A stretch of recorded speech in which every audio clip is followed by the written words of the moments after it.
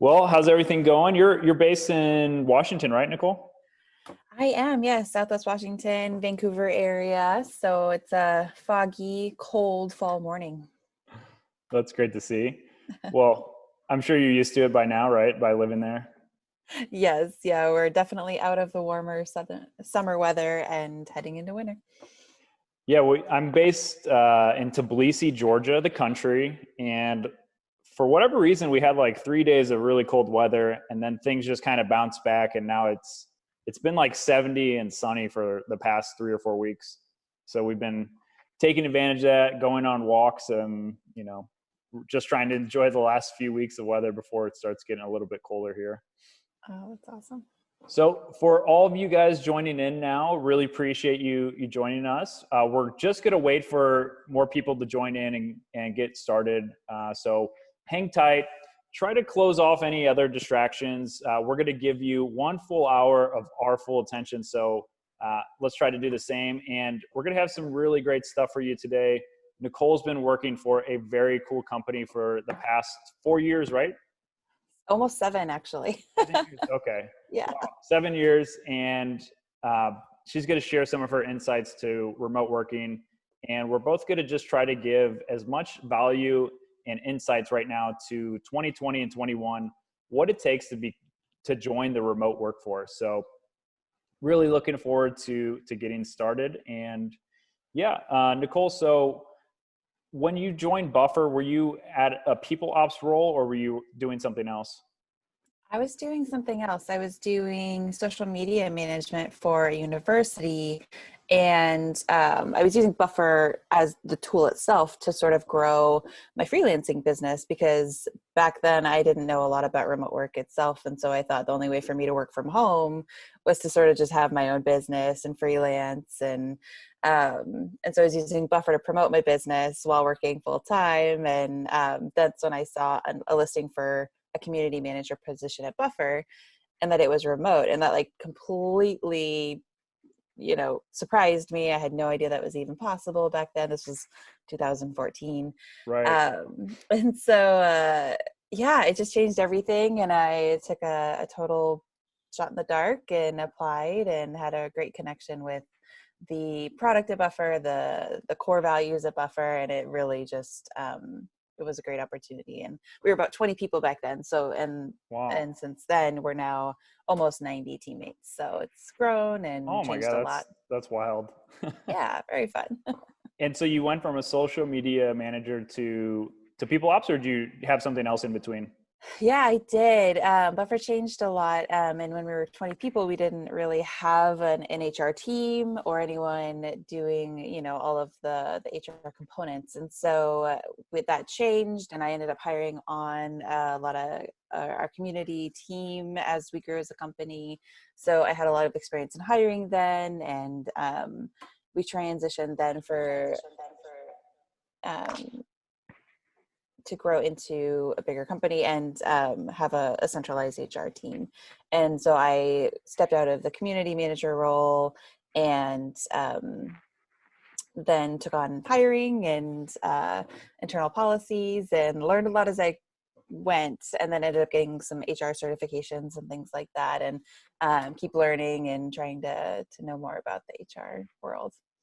That's really great. That's really exciting. And sounds like every few years or so you're kind of joining a new part, and it's got to keep your job and stuff really interesting. So that's It is awesome. the space. Yeah, the space changes a lot. So, you can learn and grow and adapt. Awesome. Very cool.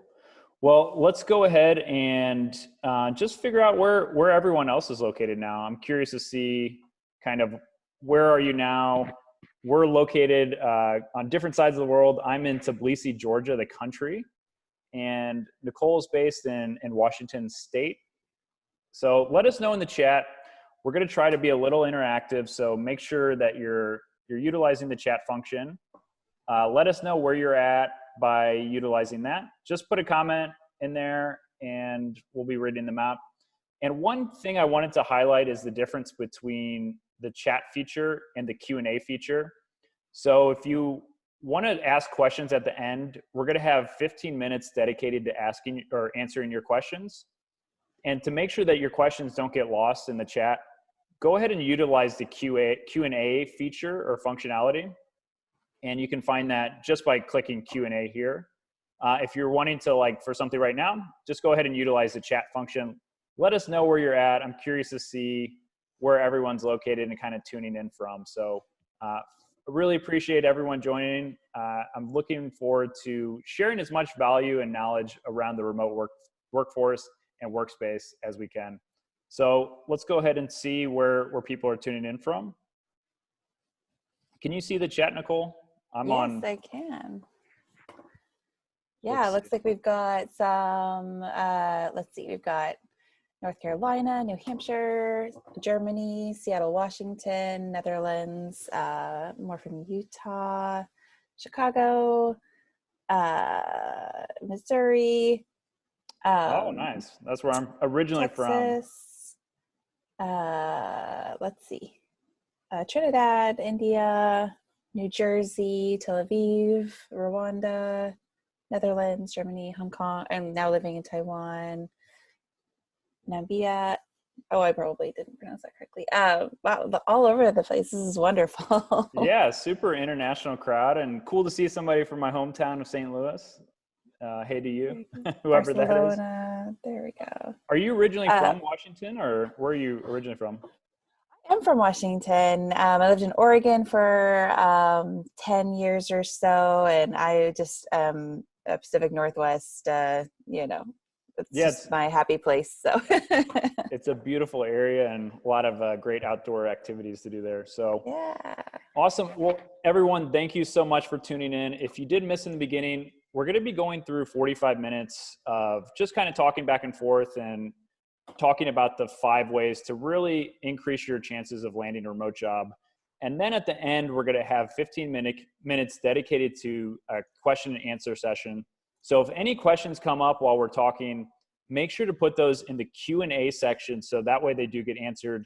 And we're going to try to answer everyone. So please try to get those while we're going through this. So let's go ahead and move on to just a quick background about ourselves. I'll go ahead and start off. My name is Mike Swigunski. I've been working remotely and traveling around the world for the past 10 years now. And I'm the founder of a company called Global Career and best-selling author of the book, Global Career, How to Work Anywhere and Travel Forever. I've got a copy here. If you haven't picked up one, I think it's a great start if you're looking to learn more about becoming a digital nomad, working and traveling, and finding a really good remote job with companies like Buffer. So Nicole, we've just met virtually, and I really appreciate you joining us today. I'm so excited to learn more about yourself and to learn more about Buffer. So give us a bit of background about who you are, what you like to do for fun, and maybe you like traveling as well since you've got a remote job. Yes. Well, thank you so much again for having me. I'm really excited to connect with you all. I love that you're fully nomadic. I say I'm the opposite of that as far as like remote work being a pivotal part of my lifestyle, because I have a small farm and 2 young kids. And so for me, like remote work is the flexible schedule and being able to do all sorts of things at home and manage all of the things that come with having a bunch of chickens and turkeys and horses and dogs awesome. and all of that. So so I always say like the remote work is so great for people who want to travel all the time, or for people who really want that amazing balance at home, because you're cutting out the commute and able to really sort of work when you can and fit your life around it. So so I'm originally a journalism major, so I love writing and communicating and telling stories, and started out in community management, but eventually moved into HR, which I've always viewed as just internal community building. So I've helped establish our family leave policies at Buffer. Was one of the first teammates to go on family leave and have a baby. So that was a really cool thing to grow the company along with, my own family life. And it also helped with planning our retreats and online events and things like that. And up until 2020, we had a lot of international retreats and meetups. And so as much as I love being at home on the farm, I also really love travel. And we've done quite a bit of that as a company. So yeah, really just a whole bunch of interests. I love that my job looks different day to day. And I think when you, especially looking at maybe a smaller company, you can find a lot of that passion in learning new things and taking on new hats within your role at that company. Yeah, that's such an interesting background. It's cool to see that you're taking advantage of the work-life balance by being able to live on a farm, prioritize your kind of life, and mold your work style and work life around your actual life. Get to spend more time with your kids and your farm animals as well. So that's really cool. And I would say that is one of the biggest benefits about remote working is a lot of remote companies offer flexible working schedules, and they're more concerned about your output, hitting your KPIs, than just sitting there looking busy. They don't care whether you're working so much in the mornings, afternoons, or evenings, whatever's going to fit your function. There's going to be, certain meetings that you have to show up for, but around those times, a lot of remote companies are going to be a little bit more flexible than the traditional office setting. So let's go ahead and just dig into number one here, Nicole. I really appreciate your background. And it sounds like you've had such a big impact at Buffer. I'm really curious to learn more about all of those initiatives that you've helped start. So could you just give us a brief background about what Buffer is? If for those of you who haven't heard about it, it's a very cool company. Yeah, Buffer is a social media scheduling tool. At least that was it originally. And we're expanding now to become a platform with a suite of tools to help businesses grow their business online. So that's everything from analytics to scheduling posts to evaluating how those posts are doing. And another big core tenet of our company has always been our values-driven approach to company culture. And also that ties into how we hire and how we operate, everything from business decisions to deciding what the next benefit will roll out to our teammates is. We ground all of that in our company values. Very cool. Very cool. It seems like you've helped Buffer grow a lot over the years, and it's going to be a new chapter and a new segment of growth into a different market. It's very interesting. So for those of you who haven't checked out Buffer, if you're interested in learning more, or let's say you just you're doing a lot of promotion or building your company or personal brand on social media, Buffer is definitely worth checking out if you're interested in really beefing up your social media presence. So let's move on to tip number one. And I would say this is where a lot of people, and I've looked at thousands of resumes, I'm sure you have as well, Nicole. I'm curious, what is your number one tip to kind of stand out on a resume? So I'm sure you guys get a lot of applicants for your roles. What would you say is one or two things that people can do to really stand out when they're creating and fine-tuning their resume? Yeah, I think you mentioned this earlier, but for us, we really want to see people who can get projects done and have that independent ability to just push things forward and manage their own time, because we can't micromanage from a distance. And so we want to know that people can be independent and be successful in a remote environment. So the two components of that are, we want to see projects that you've accomplished. So whether there's something that you can attest to, running a whole website or creating a project or something that you can share, that's really important. And then the other piece of that, which I think is equally important, is being able to communicate that really clearly. So and I'll reiterate this a lot, for us, like, written communication is absolutely paramount. And so we look for really strong written communication, and that starts even at the resume level. So the clear, concise, digestible, and very clearly showing what you can accomplish. Right. Very good. That's one thing that I think is very important. And I see a lot of resumes that read like a job description. Again, you got to avoid that. Like it needs to have some results, what you've achieved, and kind of the reasoning behind why you achieved this and why it's important. And if you can fit that results that you've had to a job where they kind of want similar results, I think that's going to be super powerful. But I'm curious, Nicole, as far as the soft skills, I think some people struggle with that on a resume. What would you say is kind of like, if if I'm familiar with Buffer and I want to fit in with the company culture, how can I kind of stand out on the resume by showing my soft skills? Yeah, I think knowledge of our product and knowledge of our like company, I think is always helpful because then we know we have a bit of a foundation there. In our hiring process, we actually do a values alignment interview first. So before, we even talk about skills or how you fit into the team or have any further interviews, we talk about your values and your habits and like, are you focused on self-improvement and some of these things. So and that is unique to Buffer. So not every company is going to want to hear about like what leadership books you're reading, Right. and that might not be the best thing to put on your resume. So I think this comes back to the bigger thing of knowing who you're applying for and like what they value as a company. So being able to know the product, being able to know a little bit about the company. A lot of online companies, and especially those who are hiring remotely, put a lot of information about themselves out there, whether it's a company blog, whether it's their LinkedIn, whether it's doing someone from the company speaking at an event. So any sort of insight you can offer into that company is really helpful and it catches our attention. It's not it's not that if you don't know or use our product that we wouldn't take a look at it, but even just having a really basic knowledge and talking about like which value like stood out to you or something and highlighting that in just a small portion of your resume is something that does catch our attention. Yeah, that's really great advice. And I always say that if you are interested in a remote company, check out, subscribe to their email list, watch some of their videos, spend some time on their website and kind of get to know them.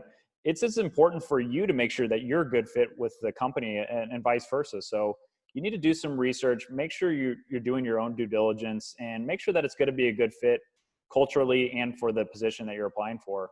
Uh, and I think a lot of people, a lot of job seekers have a shotgun approach where they just apply, apply, apply. But you need to take some time, spend some time for each application and make sure you're doing the right research. You'll have a lot better results that way. So moving on to number 2 is the application process. So I've already perfected my resume and now I'm filling out the application for Buffer. Do you guys have the typical thing where you just submit a resume and ask a few questions? Do you guys require a video? What is your guys' application process and how can somebody stand out? Yeah, this looks a little different depending on each role. So, but we do tend to ask a couple questions and we give the chance to link your LinkedIn or some sort of social media site or website, and then also answer a few specific questions that are really customized to that role.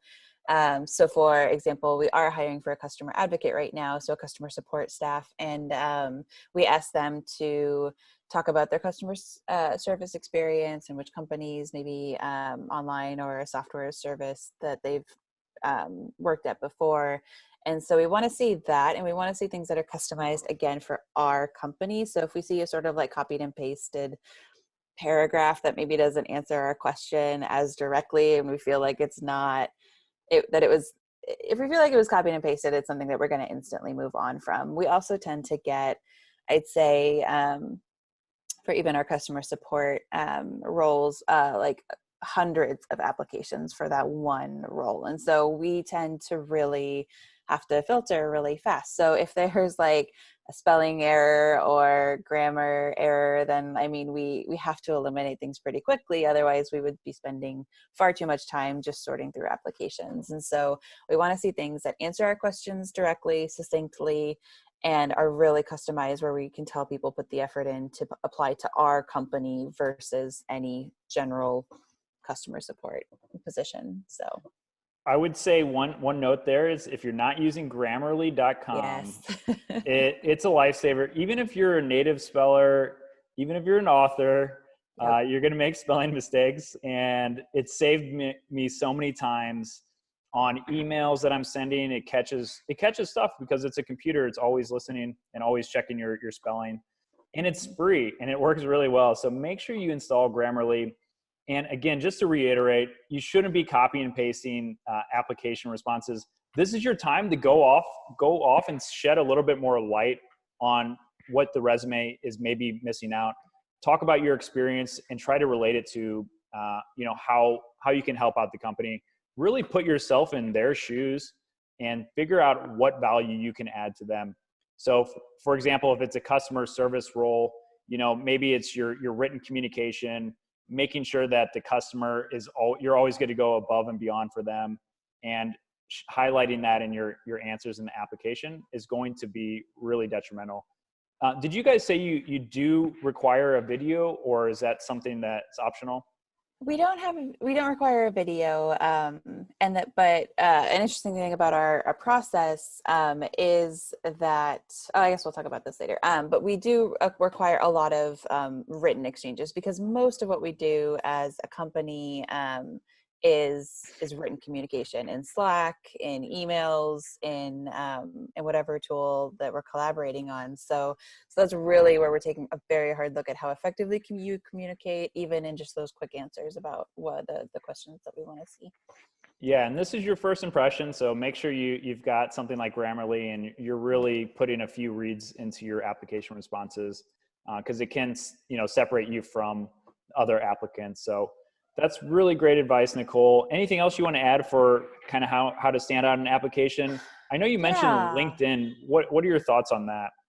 We do reference LinkedIn. It'll give us just like an extra chance to look beyond your initial questions, especially if those seem interesting to us. We'll maybe check out your LinkedIn. Some people send just general websites that we'll just take a quick peek at.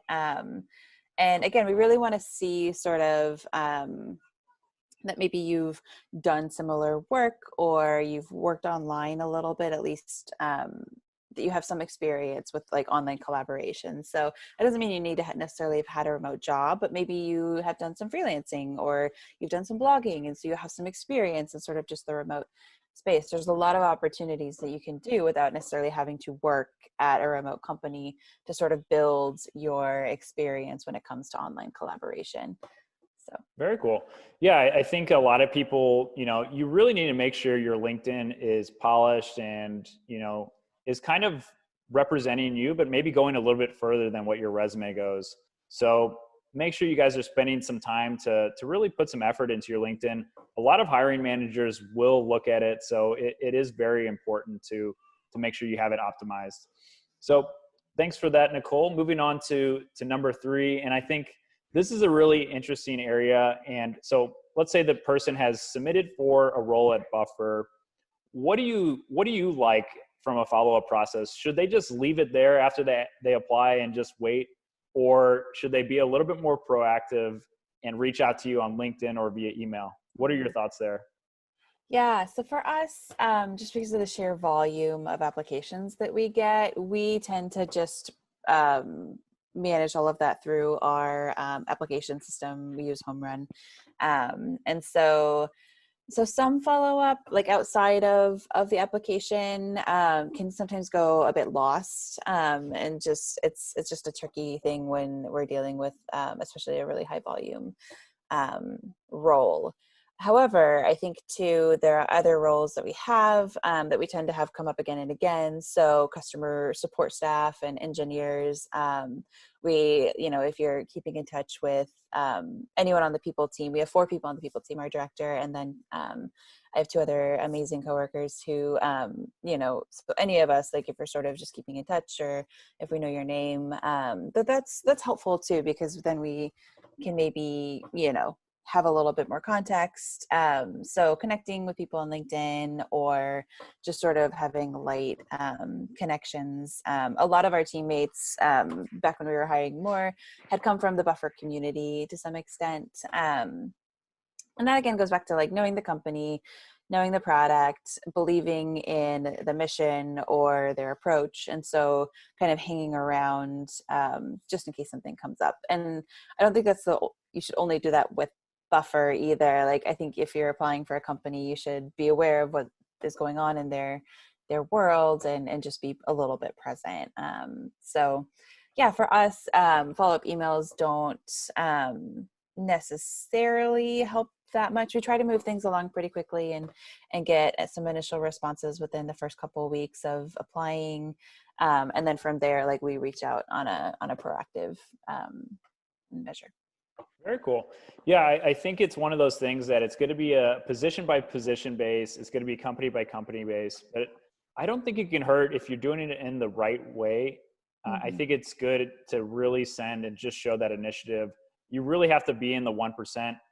Again, you have to have the right experience. You have to be the right person for the role. Hmm. You can try to go above and beyond in some situations. So that's really good. It's really good to see kind of the insights of what Buffer prefers. And I'm curious though, if somebody wanted to get involved in the community, let's say they apply for this customer advocate role, you find they don't get this one. I think enrolling to the email list is the best, or what other ways can people get involved in the Buffer community? Yeah, I think, perhaps interacting with us on Twitter in a positive way is always good, especially if you are, connecting with maybe teammates who are already in that role in a respectful manner, to where you're not maybe asking them for something without some sort of established relationship. But if you're like following our engineering blog, if you want to be an engineer at Buffer, like that would be a great place to sort of stay connected, add to the comments, share those tweets or whatever that is, and sort of just be, an advocate for the company, and even without, you know being necessarily hired by the company. So just like subtle, appropriate, and polite ways, I think are always good, because then we'll start recognizing your name and seeing your name. And our advocates, if they'll be like, oh, I've had great interactions with that person on Twitter, they can add those to the hiring notes, when that application comes in, or however that looks. A lot of that just kind of, compiles over time. And one other thing I'll note too, especially with us at Buffer, because we don't tend to hire in high volumes. Sometimes we'll have people apply multiple times, and maybe it's the like third or fourth time they apply that we end up like really finding that right timing and that right fit in them. And so there's been a lot of people who are still at Buffer after 5 or 6 years who didn't get hired the first or even second time, but eventually like it really is just sort of the right place, right time. And so that's where too, having a bit of a, you know, positive attitude. So if we don't, hire you this time, still maintaining some sort of connection to the company, if you're still interested going forward, could be helpful.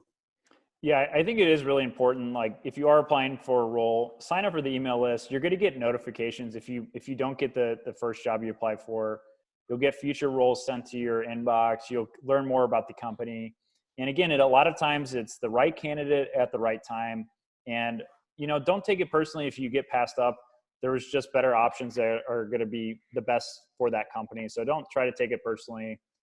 It is a competitive space to apply for these jobs. So keep that in mind and keep your head up.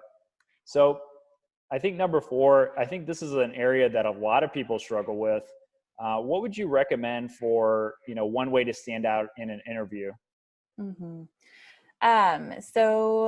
I'll credit to my coworker Keisha, who has helped change our interview process a little bit. She has made our first round of interviews essentially asynchronous, so that we invite people into a Slack channel and interact with them in Slack the same way we would if they were hired. And so the first value screening is essentially in a private Slack channel. And so it's versus a video chat. So it's a little bit different for us, but then subsequent emails are over a video chat. So, things we want to see are people who are able to sort of adapt to those technologies and kind of figure things out as independently as possible. And we want to see people who are responsive and able to communicate effectively. And then once we get to the video interviews, we want to just really hear, like who you are and why Buffer, and what skills you can really bring to the table. And we want to see your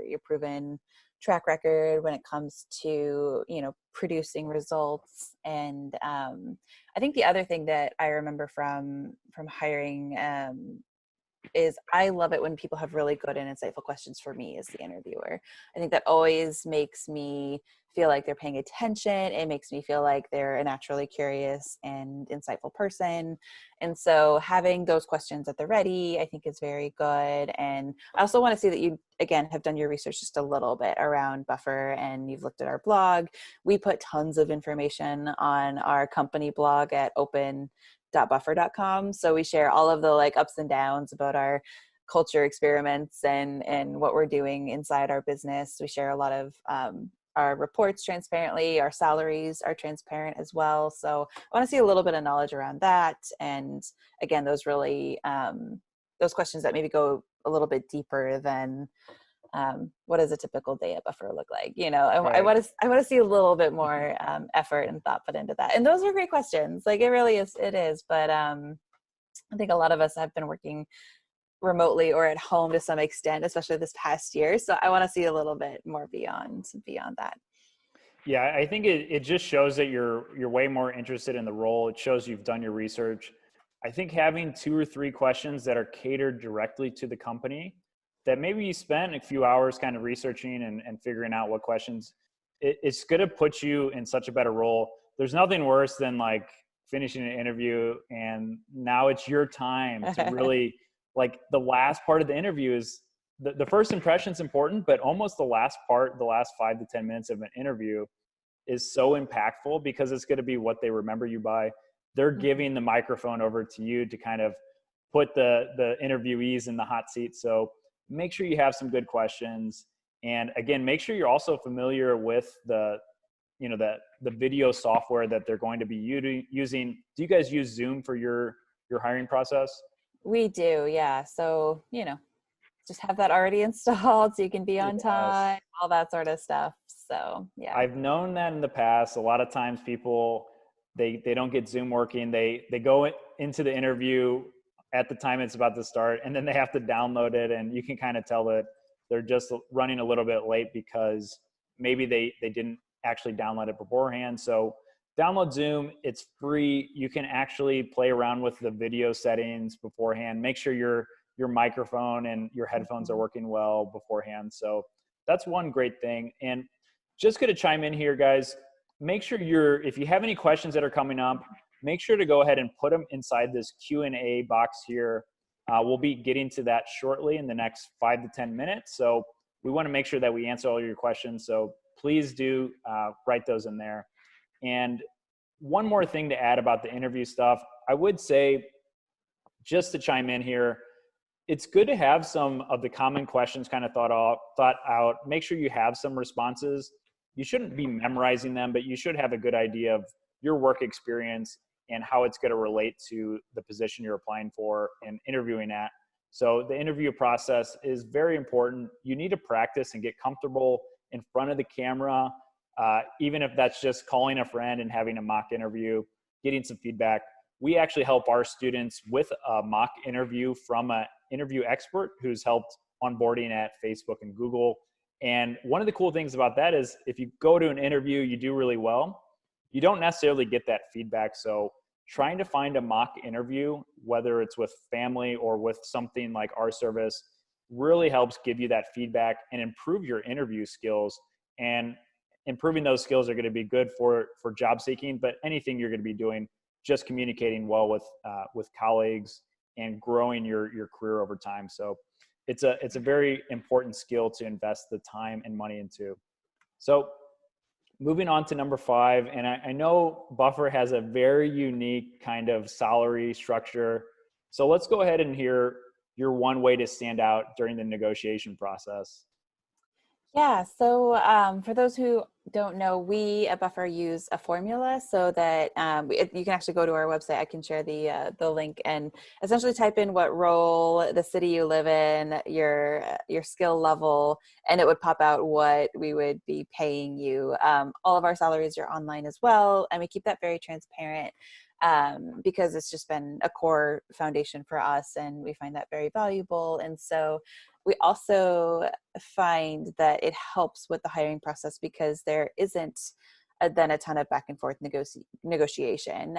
There will be a little bit of discussion around it's a skill level. So if you're coming in at a more junior level versus a senior level, that does really impact your overall salary based on our salary formula.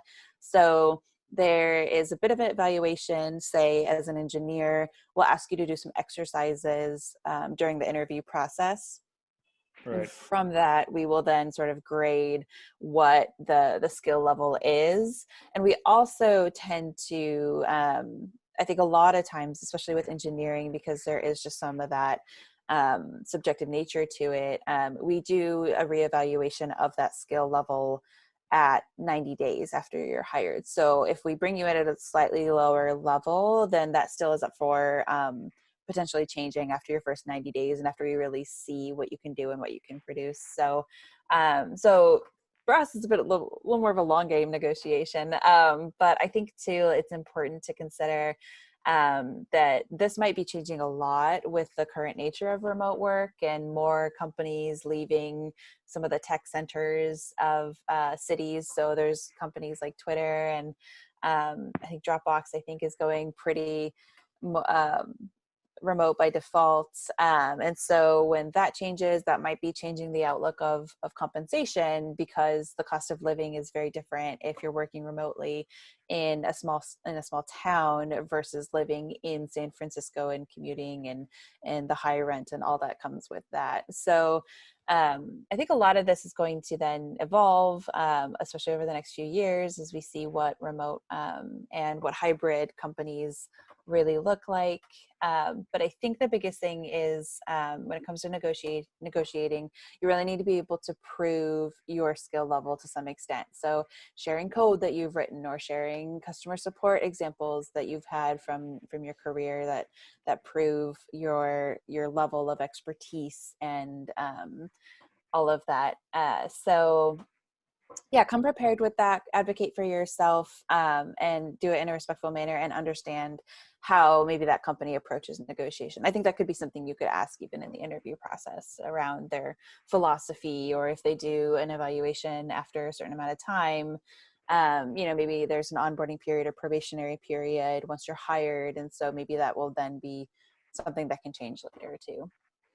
Yeah, I think the salaries part of the interview from both sides, it's such a hard topic to Mm-hmm. discuss, and some people get really shy around it. And it's kind of like, it's really cool to see that Buffer is so transparent about it. And you can look up people's salary, you can utilize a calculator to kind of figure out what range you're going to be before you even apply for the job. And I would say that's so frustrating. Maybe you're looking to earn around the 6-figure mark. You apply for a role that's, meets your skill level, your previous experience. You get through the interview process to only find out that it's half of what you're wanting or expecting.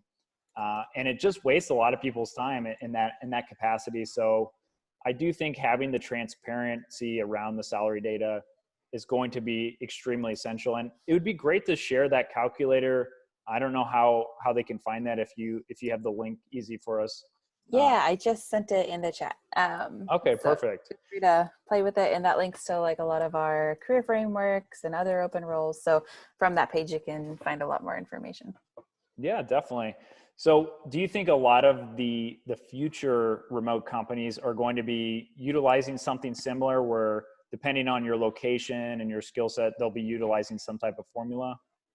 I think so. I think it's going to take a while for some of these practices to catch up to the companies that had to go remote without really any other options. So I think there's going to be a bit of a overlap or a bit of a lag when it comes to kind of catching up.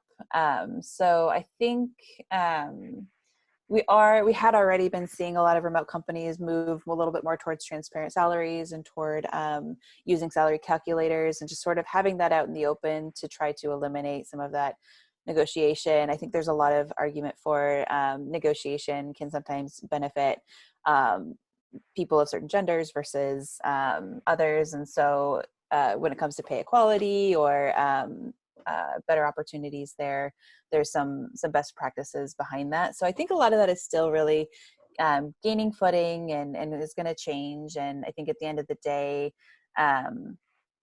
a company will probably really try to work with you if you've really proven your value and what you can add to the company. So I think it's great to still ask those questions. I think that during the interview process, you can show a little bit of that vulnerability and honesty and sort of just kind of take a step in faith, especially if you know the company and you trust that this is where you really want to be a part of their team. Yeah, definitely. I think during the interview process, you really need to gauge the role and see, what your previous experience is going to amount to, what you were previously earning, and then what you think you should be earning are two very different things. So trying to figure out what the industry standard is and utilizing a tool like Nicole shared with you is going to be a really good starting point. We also recommend to check out, there is a salary estimator for Glassdoor, which calculates a lot of industry experience. So it kind of aggregates all of the industry data and gives you a range. So if you're not sure what you should be earning, make sure you utilize some of these tools to really figure out where you should be at. Because a lot of times you're only gonna get an improvement in salary if you ask for it. Not all companies are as forward thinking and transparent as Buffer. So you need to make sure you're always knowing what you're worth and what your value is. And it can be a really difficult topic. I know it's hard. And I'm curious though, Nicole, what has there been any issues? I'm sure a lot of people in the audience are like, maybe seeing their coworker's salary and they're earning more. Yeah. There's got to be some issues that you guys have had with transparency in the salary range. Could you share anything like that with us? Yeah. So I do think that one benefit that we have is that we've had this for a long time, since about 2012. And so a lot of the teammates we have currently came into Buffer knowing that their salary was going to be open to their teammates and open for their grandparents to even see. So Right. there's a lot of that, okay, well, I'm signing up for this mentality. And I think the biggest thing for us is we've actually seen not so much this person makes more than I do, but this person got a raise and why haven't I gotten one? And so so there is a little bit of that, which I think always creates good opportunities for discussion with that person's manager or with the HR team, so that we can better define why that is, and refine our process around communicating expectations there. And I think the other thing too, which I think would always be a good thing to ask if you feel comfortable, but for us, we approach salary as our foundation, and the reason we approach salary one way is because we also then balance that with being able to offer a lot of very rich benefits, such as a full 12 weeks of paid family leave for the mom or dad, and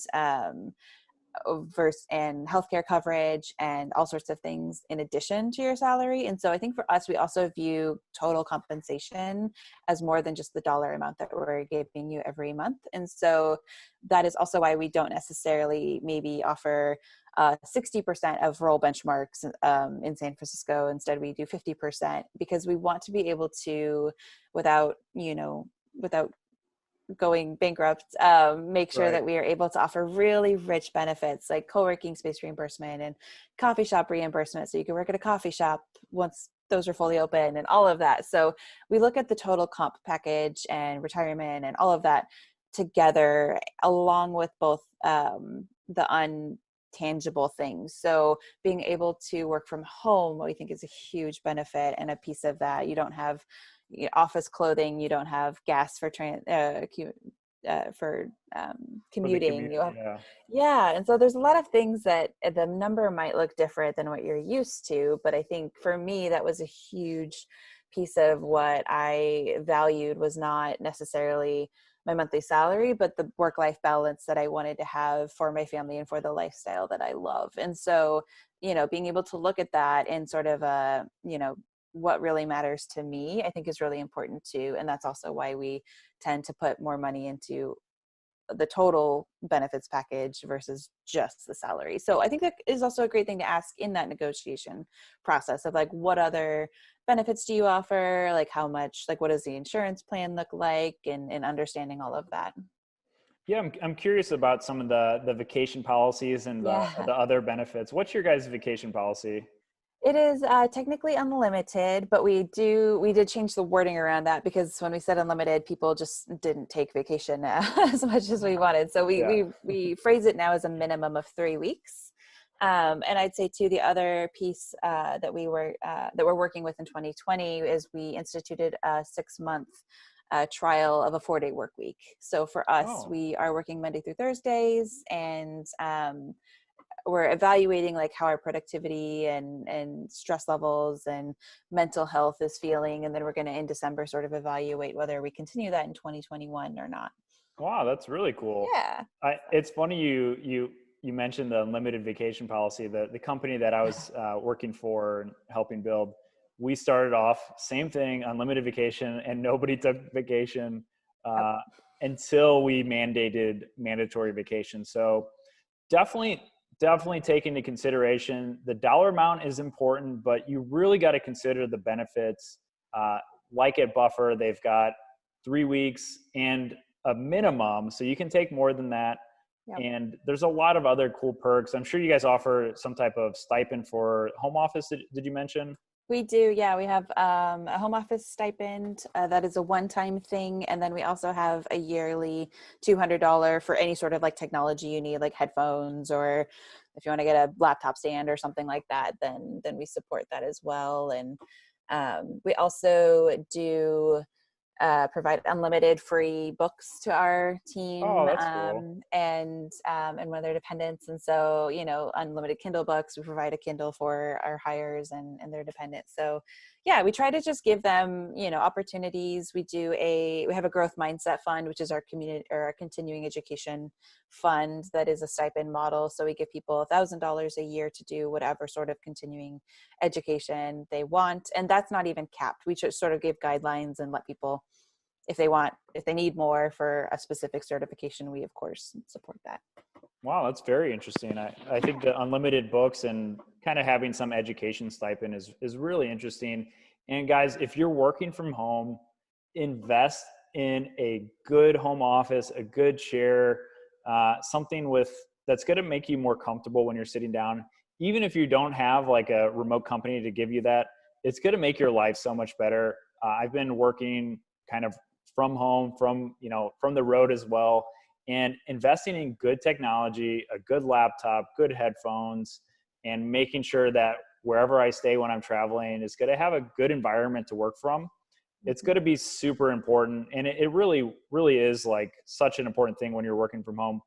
It's not good to work from your bed or even in your bedroom. You want to have some sort of separation between the two.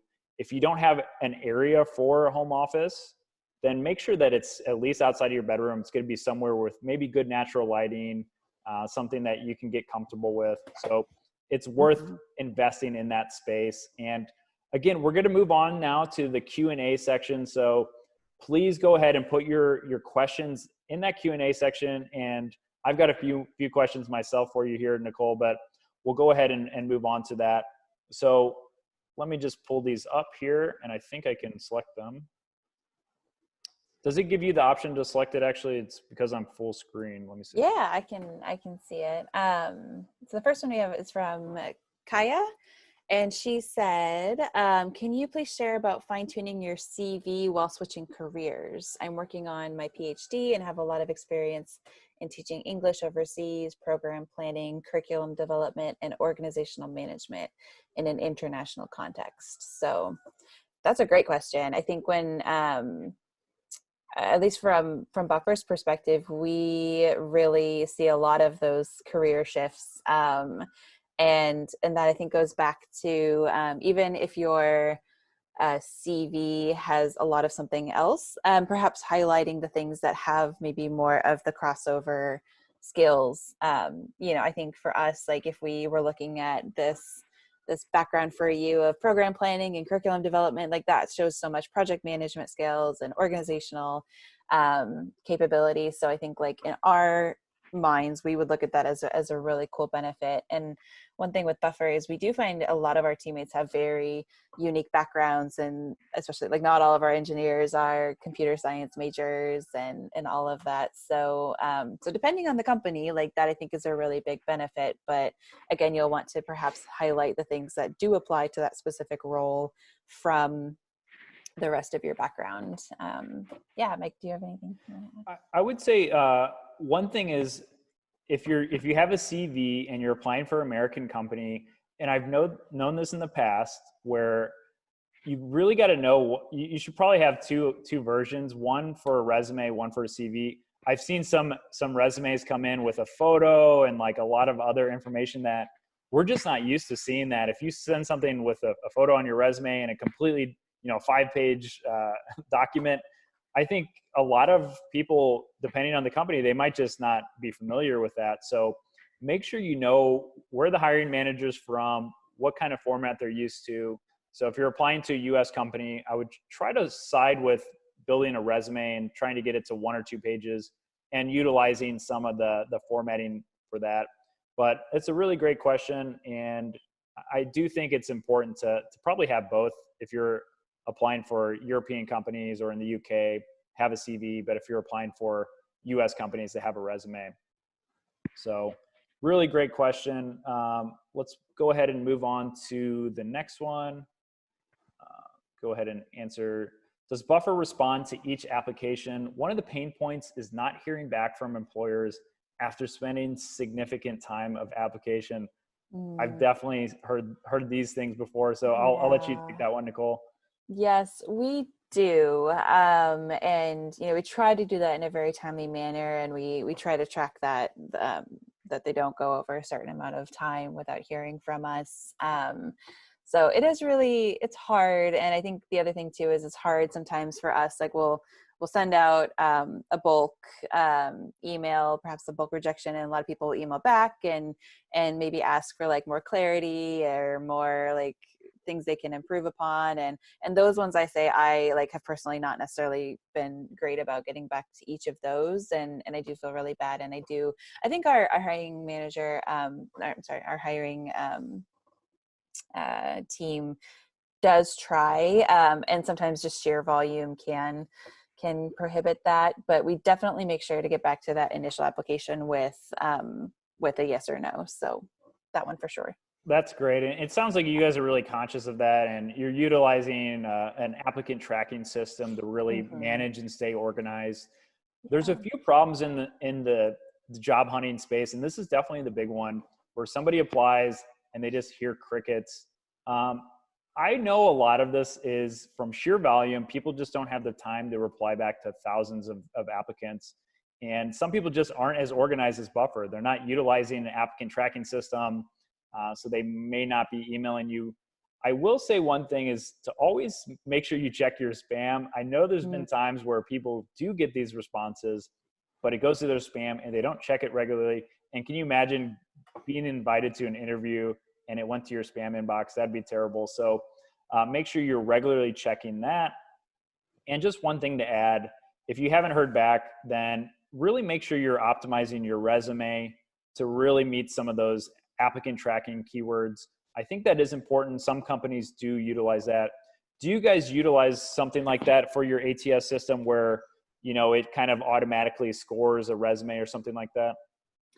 I don't think we have the automatic scoring turned on, but we have a lot of that like time feature where it says like this person has not heard back in 2 weeks or something like that, to where we use that as like a signal for us to make sure that we respond in some manner. And then, and I will say too, like we haven't always been this organized. So like it's a lot, of learning and growing in the process and finding tools that work and, are affordable for us as a company too. So yeah, I think it's a tricky thing. Yeah, it's definitely tough. I think don't take it personally if you don't hear back. It's probably just a sheer volume and the company not being as organized as they should be. So appreciate the insights there, Nicole. Yeah. Let's go ahead and hear from Anna. It looks like she applied for the 1-year digital nomad visa here in Georgia, which is a fairly new visa program. So I just published an article for entrepreneur.com which I'll go ahead and share a little bit more details. It's about the best digital nomad visas and remote work visas around the world. So Anna, if you haven't heard back, I would check your spam, like I mentioned earlier, make sure the verification didn't go to spam. But I've had personal friends who've applied in the recent weeks, and one of the issues is they were actually submitting their application, but it wasn't going through. So unless you received the confirmation email, then I would really go back, dig through your inbox, make sure you got some sort of confirmation, and then consider reapplying. So that's going to be something that as soon as you applied, you should have received some sort of confirmation email letting you know. If you did receive that, then maybe try reaching out to that email and trying to check on the status. They are processing them pretty fast, so I'm not sure why you haven't heard back. If it's been a month, then there's some sort of issue. You either need to reapply or get in touch with the email that sent the confirmation. So let me know, Anna, if you do get approved and you do come to Georgia, let me know. It'd be great to meet up locally for coffee. So moving on to another question from Kaya. Does it help to highlight how completing a dissertation in a foreign language and fieldwork in an African country is a project and commitment in itself? I'll let you take that, Nicole. Do you think if that's something important to include on a resume? Yeah, I would. I would. I think even just that whole sentence makes it clear, versus saying I did a dissertation, but adding in the caveats there of in a foreign language and field work in another country, that has so many elements that to me is really interesting, and I would love to learn more about that. And if I interviewed you, I would be asking a lot of questions about that and how you handled that, and what sort of project management skills you used, and all of that. So I think that sort of that to me communicates a lot in a very small amount of time. And so I think being able to highlight that at the top of your resume and adding those really key details instead of just I wrote a dissertation, but adding in those pieces, I think is really good. So I don't think you need to even explain too much more beyond that, other than maybe how long is a dissertation? Maybe it was 100,000 word dissertation, that to even adds just a little bit more detail and shows that scope of how much of a project and commitment it was. So thinking about that and really kind of workshopping the language around that. And so you make a really powerful statement right away. And then me as the reader can know how much work it is. That's fantastic. It's amazing too, by the way. Yeah, congrats on that, Kaya. I will add a little bit there. Yeah, just to kind of add on to Nicole's statement, definitely expand a little bit more. Try to tell us a little bit more about what the dissertation was and what the importance of it and kind of how it could potentially relate to the role. What skills and requirements did that dissertation take that would work well in a remote company or a remote position? Because I guarantee you can find some sort of parallels that'll work really well with that. So congrats on completing that. That's really impressive. Interested to learn more about that. Very cool. So moving on to the next question, Alejandra asked, what are some of the downsides to remote working? And I think, being in the remote workspace, we focus on a lot of the pros. We do have to mention some of the cons. I think there are a few. So Nicole, I want to hear from your personal experience, some of the cons of remote working.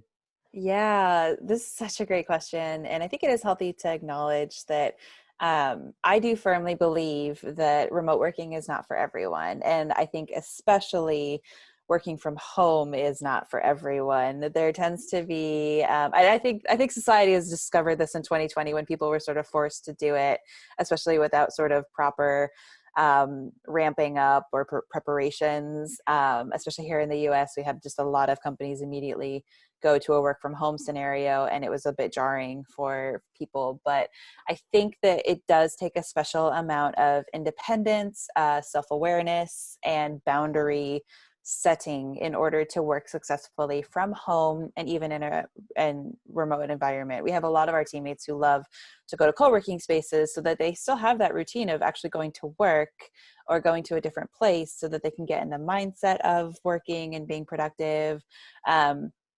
or going to a coffee shop. Say you're more productive at a coffee shop. Um, so those habits are great, but also like there's a lot of bleeding but that happens between life and work when your Right. laptop's there. So it's about setting up the habits. It's about setting up systems. It's maybe even, I heard this the other day from on a webinar, someone was saying like, even if it's a simple habit of taking your laptop out of your backpack every morning and then shutting it down and putting it away at night, so that you're really closing off and putting a firm boundary between work and life.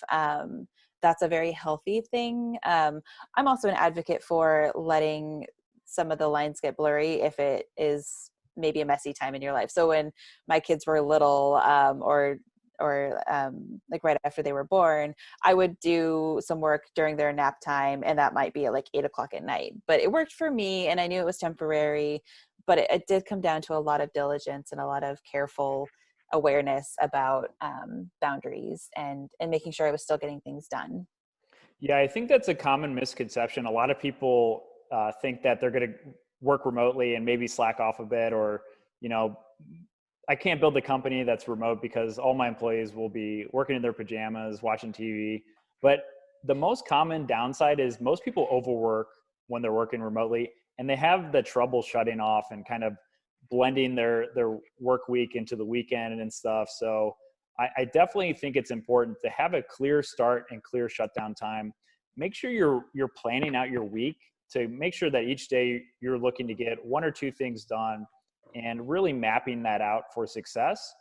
And another good tip here is to, if you can, try to separate your work and life. So having that separate office, only keeping your laptop or computer in there, so that way when you're working there, you have that kind of differentiated.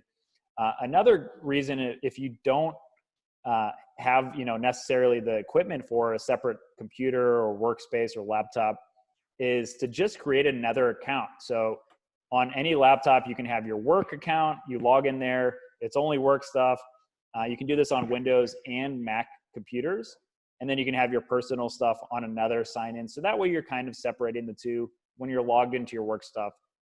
There's also a lot of other good software to kind of keep you from using social media and all this stuff. So before we wrap up here, we've got a few really great free stuff for everyone who's stuck around this long. So appreciate everyone from staying in here. And it looks like we've got maybe one more question. I think, Anna, we've got one more question here.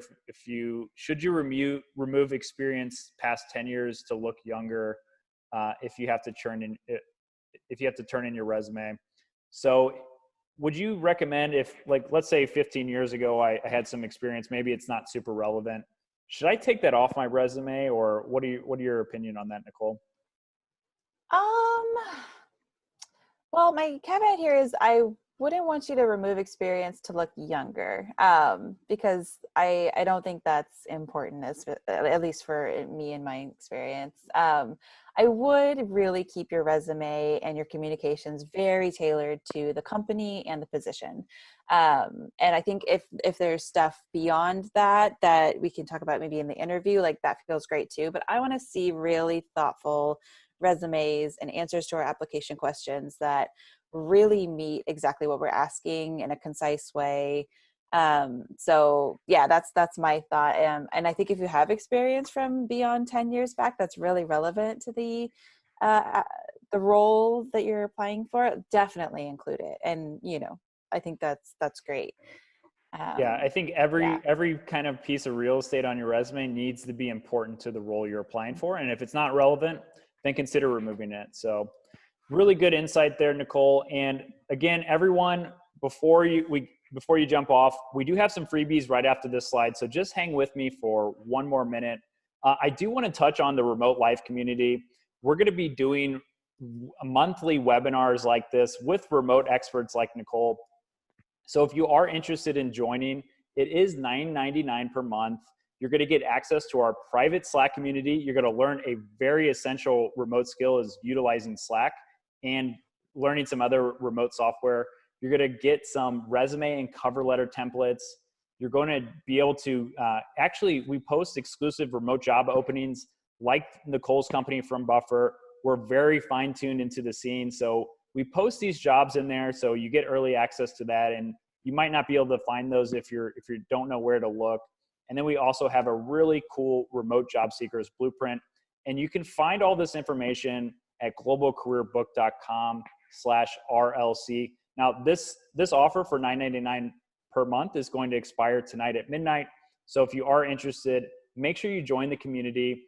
You'll be able to join our Slack channel, and you'll have direct access with myself. So if you have any questions that are, come up during your job search, or you're just looking to kind of mingle with other remote professionals, it's a really great community. And we will be doing some future webinars just like the one today. And now for the free stuff, thanks so much for joining. We do have a free 115-page ebook that talks about the remote work industry and kind of how it's advancing in 2020 and 2021. And then if you do have a resume, if you apply for our remote life program, which is more of a done with you service, we do give out every week. I hop on and get on a quick call with you, go over your resume, and give you a free resume audit to make sure that before you're applying to jobs, we really make sure that you're getting all the best tips and utilizing the best practices. So if you're interested in that, you can head over to globalcareerbook.com/free. And there's a few other freebies on there for you. So do make sure to check that out. And then lastly, if you haven't gotten in touch with us, feel free to connect with us on LinkedIn. You can find me just by searching Mike Swagunski or going to linkedin.com/in/Mike Swagunski. And same with Nicole. You can reach her at linkedin.com/in/NMM or NMMiller1. And you can also follow along Buffer's journey on Instagram at Buffer. And make sure to reach out to me on Instagram as well at SwigMeetsWorld. Guys, feel free. I really appreciate everyone who joined in here. Send me a message on LinkedIn. Send me a message on Instagram. I will reply back to you. And I really want to help you guys out. I want to make sure that everyone's getting a chance to join the remote workforce.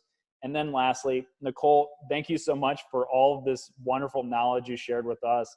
It was extremely insightful, and it was so nice to learn more about yourself and all of your accomplishments with Buffer. Thanks again for joining. Thank you so much. Awesome, everyone. Well, take care. And again, don't hesitate to reach out to us.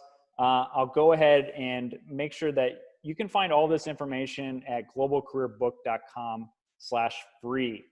So thanks again, everyone. And we'll be doing another live webinar if you join the community in a month from today. Take care, everyone.